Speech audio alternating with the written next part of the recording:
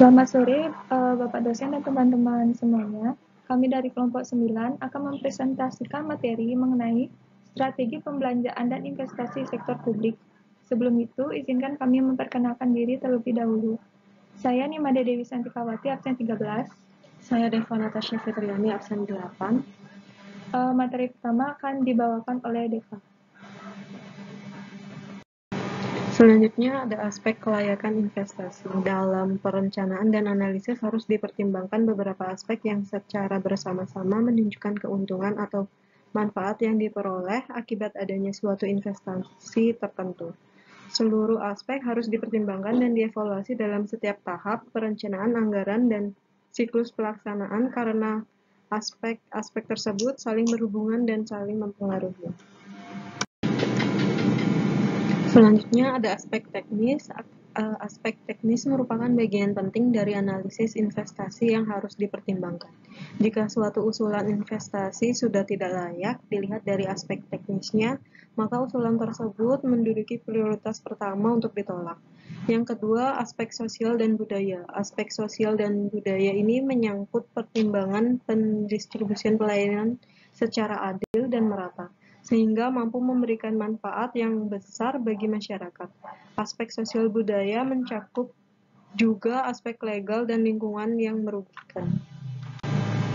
Selanjutnya ada aspek ekonomi dan finansial.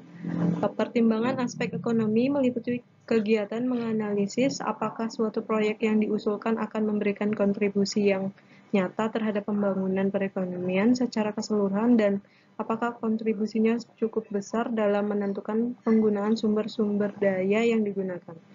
Yang selanjutnya ada aspek distribusi. Keputusan investasi merupakan keputusan yang perlu dikaitkan dengan masalah distribusi pelayanan publik secara adil dan merata.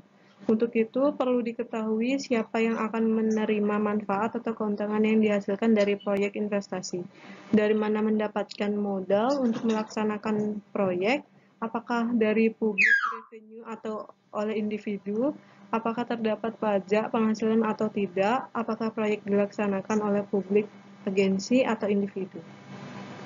Selanjutnya ada faktor-faktor yang mempengaruhi investasi publik. Yang pertama itu tingkat diskonto. Tingkat diskonto merefleksikan tingkat keuntungan atau rate of return yang diperoleh dari suatu proyek dengan tingkat risiko tertentu. Jika suatu proyek tidak memberikan keuntungan yang diisyaratkan, maka proyek tersebut harus ditolak. Perhitungan tingkat diskonto merupakan bagian yang cukup kompleks dalam analisis investasi. Yang kedua, inflasi. Penilaian investasi harus memperhitungkan perkiraan tingkat inflasi. Semakin tinggi tingkat inflasi, semakin rendah nilai real keuntungan di masa depan yang diharapkan, sehingga semakin tinggi tingkat keuntungan yang diisyaratkan. Yang ketiga, risiko dan ketidakpastian. Required rate of return akan semakin tinggi jika risiko investasi naik.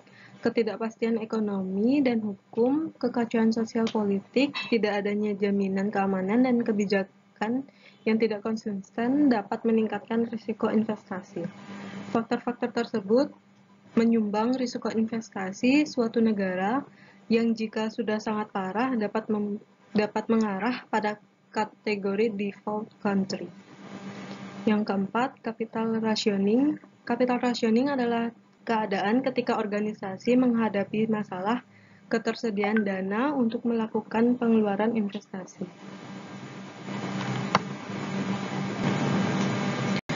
Sekian dari presentasi saya, selanjutnya akan dijelaskan oleh Dewi. Materi selanjutnya mengenai teknik dasar penilaian investasi publik. Yang pertama, identifikasi kebutuhan investasi yang mungkin dilakukan. Yang kedua, menentukan sumber manfaat dan biaya dari proyek yang akan dilaksanakan atau cost-benefit relationship. Yang ketiga, menghitung manfaat dan biaya dalam rupiah. Yang keempat, memilih proyek yang memiliki manfaat terbesar dan efektivitas biaya yang tinggi. Teknik untuk mengevaluasi investasi. Yang pertama, metode penilaian investasi tradisional. Metode tradisional yang sering digunakan adalah tingkat pengembalian modal yang diinvestasikan atau Accounting Rate of Return on Capital Employed (ROC) dan Payback Period atau PP. Informasi mengenai laba akuntansi diperoleh dari laporan rugi atau laba organisasi, sedangkan informasi modal dapat diketahui dari neraca. Terdapat dua masalah dalam menggunakan metode ROC ini.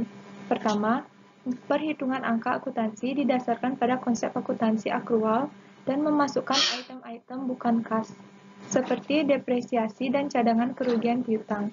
Kedua, ROC hanya mengukur periode tunggal tanpa memperhitungkan nilai waktu uang atau time value of money. Selanjutnya, metode aliran kas yang didiskontokan atau discounted cash flow atau DCF. Metode penilaian investasi dengan menggunakan discounted cash flow misalnya adalah net present value atau NPV dan internal rate of return atau IRR.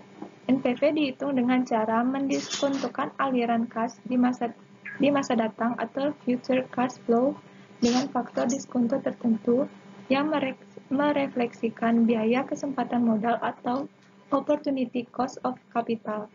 NPV diperoleh dengan cara mengurangkan pengeluaran investasi awal dengan aliran kas di masa depan yang di-present value-kan.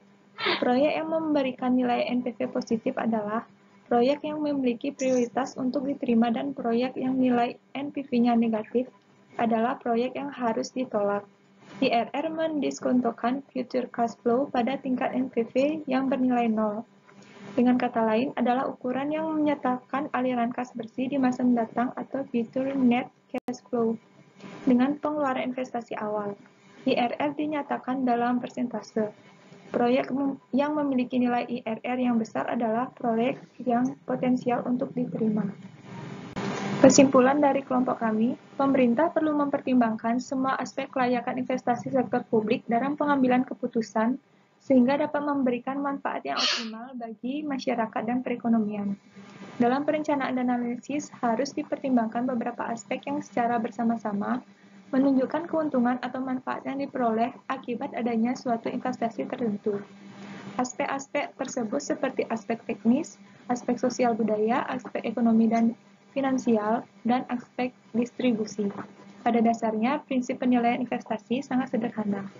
Terdapat 4 langkah utama untuk mengevaluasi suatu proyek investasi, yaitu yang pertama, identifikasi kebutuhan investasi yang mungkin dilakukan, yang kedua, menentukan semua manfaat dan biaya dari proyek yang akan dilaksanakan atau cost-benefit relationship, yang ketiga, menghitung manfaat dan biaya dalam rupiah, dan yang terakhir, memiliki proyek yang memiliki manfaat terbesar dan efektivitas biaya yang tinggi. Teknik untuk mengevaluasi investasi dibedakan menjadi dua metode, yaitu metode penilaian investasi tradisional dan metode aliran kas yang didiskontokan atau discounted cash flow atau DCF. Sekian dari presentasi kelompok kami. Jika ada salah kata, mohon maaf. Kami tutup dengan terima kasih.